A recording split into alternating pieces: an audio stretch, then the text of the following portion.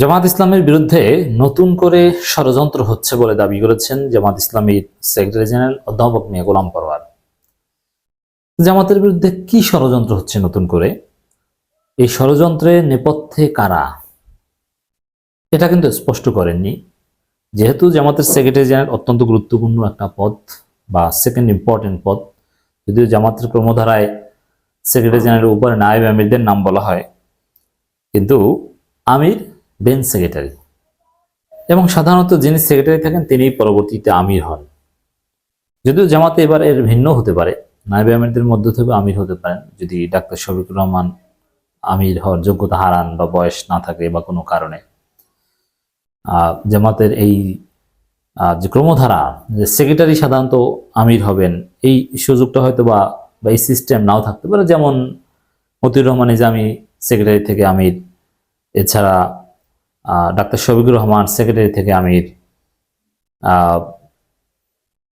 এই সিস্টেমটা শেষ পর্যন্ত নাও থাকতে পারে।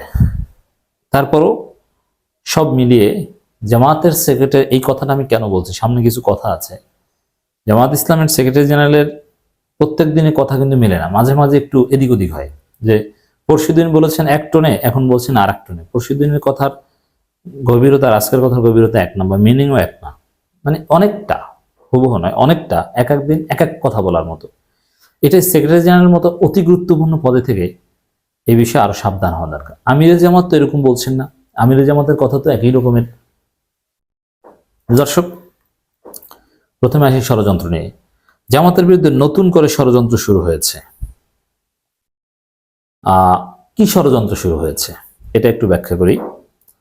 দর্শক, নতুন করে জামাতের বিরুদ্ধে ষড়যন্ত্র করছে বিএনপি এবং ভারতের প্রেসক্রিপশনে, এটা আপনি নিশ্চিত ধরে নেন।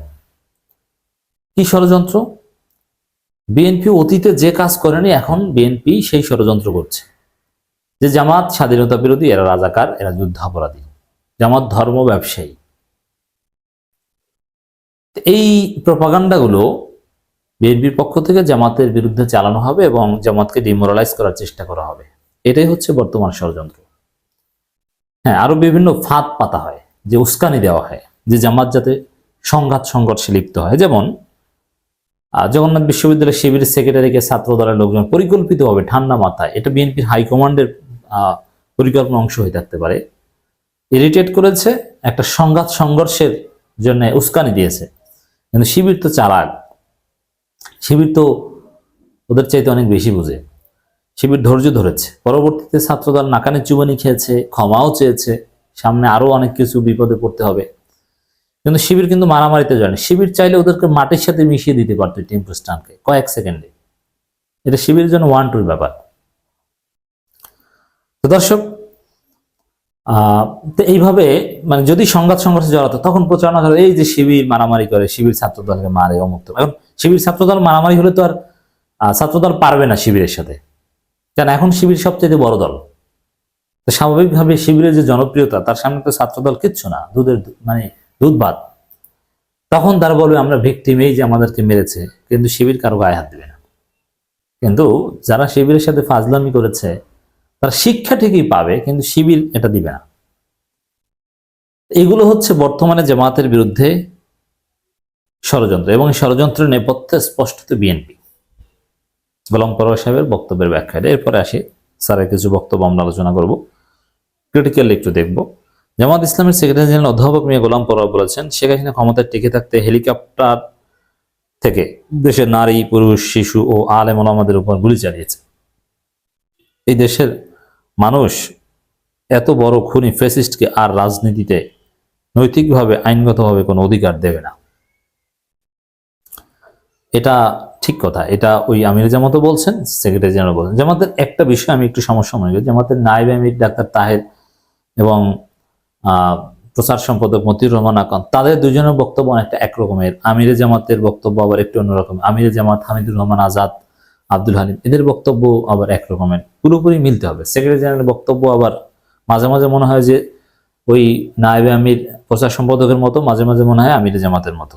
এই জায়গাটা তারা একত্রে মিটিংয়ে বসে যে কোন টোনে কয়েকটা বিষয়ে, নির্বাচন, স্থানীয় সরকার, সংস্কার, এই প্রশ্নগুলোর ডিল তারা কিভাবে করে এবং আওয়ামী লীগ নিষিদ্ধ করা না করা, এই 4টা প্রশ্নে সেম উত্তরের বিষয়ে তারা এক জায়গায় বসে কিছু বাক্য মুখস্থ করতে পারে যে এগুলোই আমরা বলবো, অথবা আমিরা জামাতের বলার পর তারা ওইগুলো কপি করবে জাস্ট। গোলাম পরোয়ার বলেন, আমরা অন্তর্বর্তী সরকার প্রধানের কাছে আবেদন জানাই, সংস্কারের দাবি উঠেছে, আমরা সংস্কার চাই। এটা ঠিক আছে, এটা আগেও বলছে এখন বলছে, কিন্তু রাষ্ট্রের সমস্ত বিভাগ এত অল্প সময় সংস্কার করা সম্ভব নয়। এইটা হচ্ছে সমস্যা। রাষ্ট্রের সমস্ত বিভাগ সংস্কার আপনাকে কে করতে বলছে? সরকারকে বলছে আমরা রাষ্ট্রের সমস্ত বিভাগ সংস্কার করব। এটা হচ্ছে একটু বিএনপি টাইপের কথা। এই টাইপের কথা কিন্তু আগেও তিনি বলেন। এখানে সংস্কার, এই যে একটা ভুয়া থিওরি বিএনপির জনগণকে বিভ্রান্ত করার, এই সংস্কার একটা চলমান প্রক্রিয়া। কে বলেছে চলমান প্রক্রিয়া? এগুলো আরেকটা ভওতাবাজি। এখানে সব সেক্টরে সংস্কার চলমান প্রক্রিয়া, ওগুলো নিয়ে তো আলোচনা হচ্ছে না। সরকার 11টা কমিশন গঠন করেছে, 11টা কমিশন যে সংক্রান্ত ওই বিষয়গুলো সংস্কারের কথা। এটা চলমান হয় কিভাবে? এটা তো 1-2 বছরের বিষয়, অথবা 1-1.5 বছরের বিষয়। এটা তো চলমান বিষয় না। দুনিয়ার সব সংস্কার তো সরকার করতে চায়নি। তারা 11টা কমিশন গঠন করেছে, ওই 11টা কমিশন যে সুপারিশমালা দিবে ওই সুপারিশগুলো বাস্তবায়ন করবে। এটা রাজনৈতিক দলগুলো ঐক্যমত হলে 3 মাসেও সম্ভব, 2 মাসেও সম্ভব, আমি তো বলি 1 মাসেও সম্ভব। এখানে সব সেক্টরে সংস্কার সম্ভব নয় অথবা চলমান প্রক্রিয়া, এগুলো কোনো কথা না। সমস্ত বিভাগ অল্প সময়ের মধ্যে সংস্কার করা সম্ভব নয়, এই সমস্ত বিভাগ নিয়ে কথা হচ্ছে না। এটা বিএনপি এই একটা জগাখিচুড়ি করছে, ওই টাইপের কথা হয়ে গেল। এটা একটা নির্বাচিত সরকার, জনগণ নির্বাচিত জনপ্রতিনিধি, তারা সংস্কার করবে, এই কথাটাই হচ্ছে বিএনপি মার কথা। এটা কিন্তু অতীতেও এইভাবে জামাতের সেক্রেটারি জেনারেল বলেন, নির্বাচিত সরকার, জনগণের নির্বাচিত প্রতিনিধি সংস্কার করবে, করেছে অতীতে।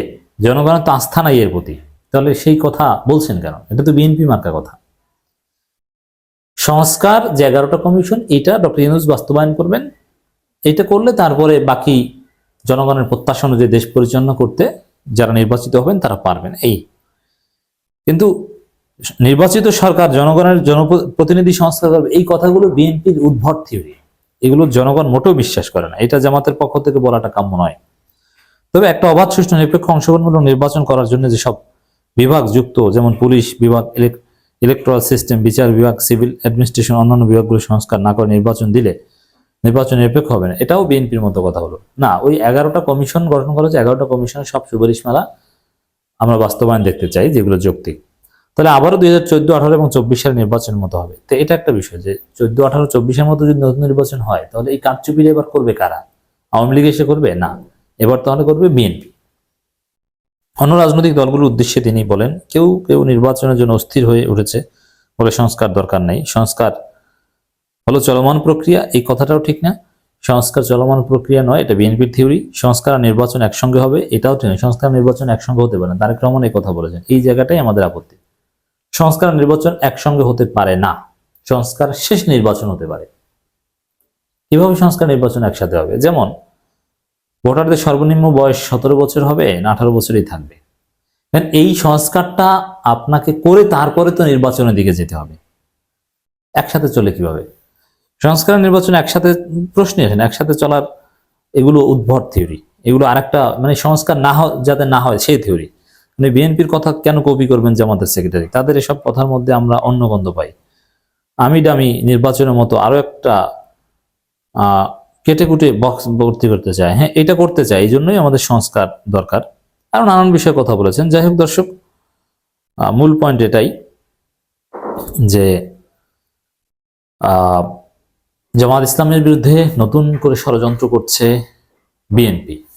অতএব জামাতকে সতর্ক থাকতে হবে। জামাতকে বিএনপির বিরুদ্ধে, বিএনপি ভারতের খপ্পরে পড়েছে, এই আকীদা, এই বিশ্বাস রেখে জামাতকে পলিসি প্রণয়ন করতে হবে।